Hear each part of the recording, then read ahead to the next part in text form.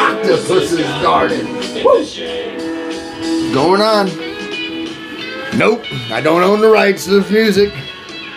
So please, YouTube, don't pull out the old slippery fist and give it up to the wrist with a twist. I don't need all that on my conscience. Just trying to do a quick little review of the Ringo Starr and his all-star band. So that's what I'm going to do. That was Octopus's Garden, a song that Ringo sung with the Beatles. I don't own the rights to that music. I wish I did, but I don't. And I played that right off the YouTube channel. Yes, off the YouTube channel I played that off of. So please, YouTube, once again, no slippery fist up to the wrist for me. All right, let's go ahead and get to the review. This took place last Wednesday at the Venetian Theater, the Venetian Hotel Casino right here in lovely Las Vegas, Nevada, in the Valley. It's a smaller venue, not a huge venue, about 1,800, a little bit over 1,800 people. It was packed to the gills, which I love the smaller venues. Like I said, the sound quality was great. Ringo Starr has been doing his all-star band since 1989. But I just realized I jumped ahead of myself. And I forgot to give you all the little introduction with the like saying, hey, thank you for watching again. Welcome back. For those of you who've subscribed, cool. Talk to your friends, spread the word of rock and roll. Like I said, I'm trying to do this all on my own. I need your help, need everybody's help. And also, I forgot to sing the damn theme song. So, we still got more rocking to do, bitch. So there you go. There's the theme song. A lyrical genius here from your rock, Dr. Robert. Episode 4 of hashtag We Still Got More Rockin' to Do, bitch. I jumped right into the review and forgot to do all my stuff. But I'm not much into editing and doing retakes and all that shit. So we're just going to keep rocking and rolling with it. Like I said, Ringo started his all-star band late 80s, 89. Various musicians he's had throughout the years. I'm going to kind of introduce some of the musicians as we go through the set list. It's a long set list, so I may even skip over little chunks of the set list if I don't feel there's any real reason to mention a couple of the songs here and there. I'm sure everybody will be all right with that. But he has 6 other guys in this band, 4 of them that have been prominent members of other bands, founders of other bands, which once we get to the songs, we're going to kind of, I'll go into that more. So I'm just going to, get right in here. Ringo, 82 years old, and you can't tell when he comes out on stage. He comes jogging out on stage, goes to both sides of the stage, jogging, peace signs up. He's energetic. You can't tell he's 82 years old. Even at the end of the show, after a 2-hour show, song number 24, at the end of the show, he's literally doing jumping jacks. The man was doing jumping jacks at 82 years old after being on stage for that long. All right, into the set list. First song he's going to do it's a cover song, but it was a song that he did when he was in the Beatles called Matchbox. All right, then he did an old Ringo classic, It Don't Come Easy, right into What Goes On, which was a Beatles song that was wrote for him by one of the other Beatles that had, wrote more songs, let's just say that. And then that's when he's going to go and introduce some members of the band. First one he wants to do is Edgar Winter, who was the founder of the Edgar Winter Group. He also had an older brother named Johnny Winter that was an awesome guitarist that played in many various bands. But Edgar Winter also, I'll get into some other stuff later on once we get into more of the set list from Edgar Winter. There's some really cool facts about Edgar Winter I didn't know, and whenever you hear it straight from the musician's mouth, that's what makes it even better. I mean, anybody could Google stuff. It's the stuff you hear them say on stage themselves that makes it kind of special, at least for me, anyway. So they went ahead and did, Edgar Winter Group's Free Ride. So that was pretty cool. And then, of course, they have another man who's out there from the band called Toto, Some of you remember Toto. Steve Lukather, guitarist, vocals. One of the main founders of Toto. Been with Ringo for about 11 years. He also played a little bit with Spinal Tap and the Bee Gees, but he's mainly known for being the founder of Toto. And they went ahead and played the song Rosanna by Toto, which some of you may not know, but Rosanna was a song written by Toto, of course, but it was written about Rosanna Arquette, the actress lady. The one lady in Pulp Fiction where, yeah, it's a whole nother story. We'll do some of those reviews maybe sometime down the road, maybe. Anyway, and then they have the founder of the Average White Band out there. Let me grab his name. Hamish Stewart. He's been with Ringo for about 8 years. And they did an American... Average White Band song, not an American white band. Average White Band song called Pick Up the Pieces, which it's just an instrumental, but it's really cool, and a lot of you probably don't know it by the title, but if you YouTube the song and put in, YouTube, Pick Up the Pieces, Average White Band, it's actually a tune you'll probably recognize. It's been played on different commercials and different movies throughout the years, and it's one of them tunes where when you hear it, you're like, oh, I've heard this, just didn't realize that's who did it. And then we also have another guy named Colin Hay, who is the founder of the band Men at Work. So then they did a song by from Men at Work called Down Under. A lot of people know, I come from the land down under. Everybody knows that song. So I thought that was pretty cool. A couple songs later, there's a Ringo song that's called I'm the Greatest, but Ringo explained that really he didn't write it.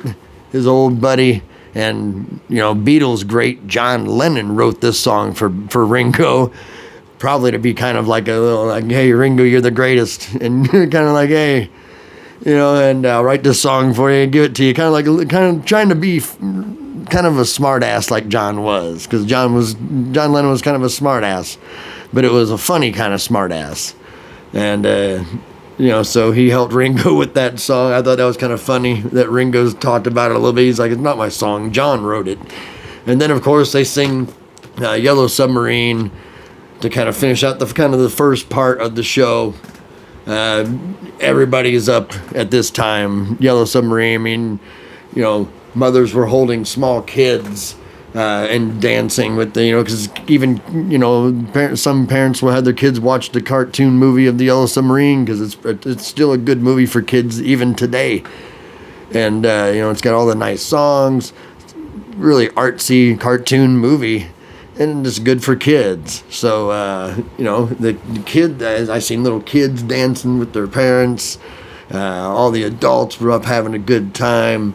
It was a great show, and that kind of ended the first part of the show. So then we bring back out, pretty much Ringo goes off stage, and we're going to have a song by the Average White Band called Cut the Cake. Oh, Frank is down once again. It's not a shock. He's down again. And he never even did, oh shit. Okay, anyway, let's move on. Then they went ahead and this is where Edgar Winter comes out in front. He's got his keyboard on the strap, kind of like he's gonna play the keyboard like somebody with a guitar. And I didn't know that this man was the first man that plays the keyboard. He's the man that put the keyboard on a strap because he got tired of being kind of put behind the piano and behind the keyboard and synthesizer where nobody could really see what he's doing. So he's like, I need to put this on a strap and get out front and play this like a guitar. So he did.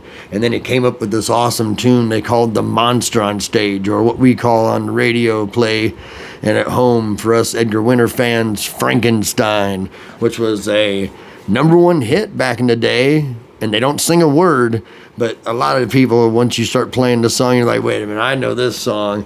And if you've seen, different movies like Dazed and Confused, and various movies throughout years have used this in their movies. And then we go, Ringo's back on stage, and they go ahead and they do a little Octopus's Garden, which was the song that I entered with for the review.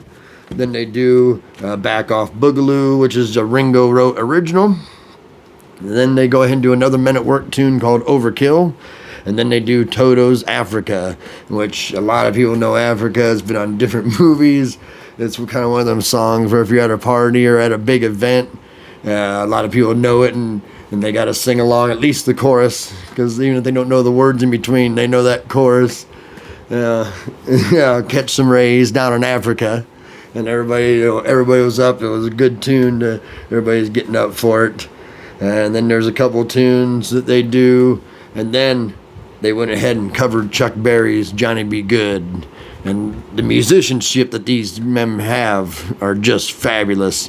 And real quick, while we're mentioning musicianship, I do want to mention the other two guys that played in other bands but necessarily didn't really found those bands. But they're still a big part of the show that I went to go see. And Warren Ham is one of the guys. He played saxophone for Ringo. He's been with Ringo for about 9 years. He's played with Toto and Kansas over the years as well. So he was playing sax. Also, I forgot to mention, Edgar Winter's been with Ringo for about 8 years.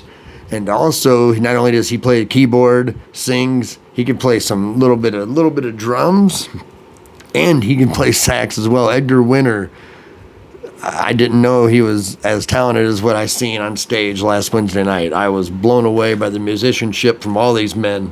And Edgar Winter, like I said, especially, was just fabulous. Doing all the different stuff he did. Plus he sung. He even sung some parts and stuff too. I mean, he was all over. It was awesome. And then I got to mention the other drummer whenever Ringo, because we had two different drum sets. Ringo's in the main, like straight up from the riser. And then off to the side, they had a man named Greg Bissonette. And whenever Ringo wasn't up there playing drums with him, because whenever they had him, they'd have two drummers going at the same time whenever Ringo was up there, but then sometimes Ringo would be out front. And Greg Bissonette has been with Ringo for about 16 years, almost 16 years. He's been in different bands like Electric Light Orchestra, ELO. He also played for Joe Satriani for a little bit, and also was on David Lee Roth's solo albums, his first 3 solo albums. He was the drummer for David Lee Roth in his solo years. So that's pretty cool. I mean, all these musicians, even if you don't know them by name and really know them a whole lot, these guys are truly musician all-stars, which is why Ringo Starr does, Ringo Starr in the all-star band. He just doesn't get guys that are not real good and talented musicians. I was blown away.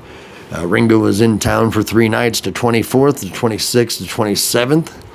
Hopefully, if Ringo is coming around to your area, you will maybe check out some dates. And if you got to drive a little bit to go see this show, well worth it.